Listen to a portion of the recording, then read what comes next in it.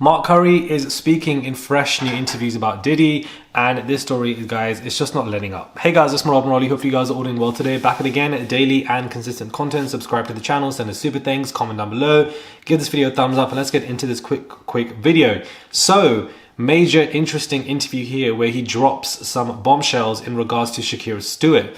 Now, for those of you who don't know who Shakir Stewart is, Shakir did have a relationship with Kim as well. And of course, somebody who worked, on Def Jam, mostly known for signing Beyonce, just a very well-known, successful man. He was found with self-inflicted wounds, passed away dead in his apartment. Now, obviously, Mark Curry speaks a lot about Shakir and Diddy in this particular interview, or not a lot, sorry. And he explains how he went over to L.A. Reid's house and hit Shakir Stewart with a chair because of the fact that, he was involved or seeing his girl or something. And I assume this would mean Kim.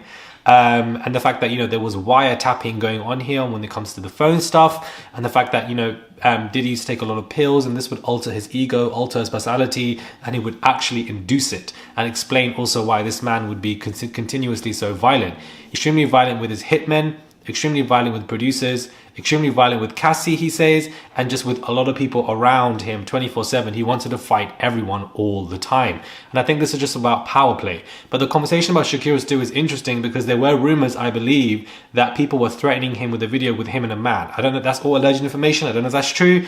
And it's not far-fetched for me to believe that because Diddy has the same kind of allegations of these freak-offs and doing stuff with men and etc. and grooming. And perhaps these threats were hit out on him and perhaps, people wanted to eliminate him. I wouldn't be surprised if somebody did because, of course, it just seems very eerie and weird. And for the fact that, Shakir and Kim Porter and etc., there just seems to be all correlation and network between all of these people. And for the fact that he went over there to hit him and be violent with him is pretty big because it, gives credence to the fact that their relationship was not in a good position for the fact that P. Diddy might have had a motive. Who knows? There's always been somebody who's dead and everyone's asking questions about P. Diddy. And there's too many people at this point who've been dead and you want to keep asking questions about P. Diddy that this man must have had something to do with some of these deaths. That's just the way I see it. I'm glad that Mark Curry is continuing to speak on. I do think that, some of these men, the way they speak, in this interview, he also sounded quite aloof to be like, I don't know about men who hit their women and I don't know. And it's just like, well, what do you mean you don't know? The second a man lays even as a slap, a hand, even if it's just once on a woman, it's game over. You're a waste man, point blank period. There's no rules.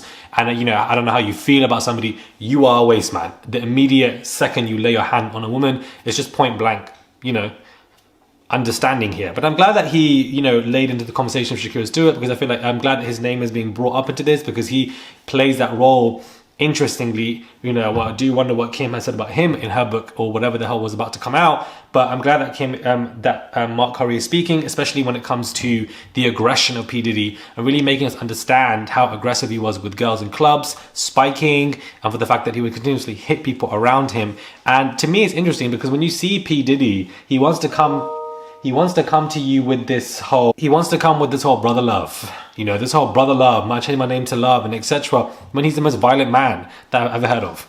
It's just absolutely insane, guys. It's insane. Subscribe to the channel, click that button, guys. It is daily and consistent content, and I'll catch you guys soon for another video.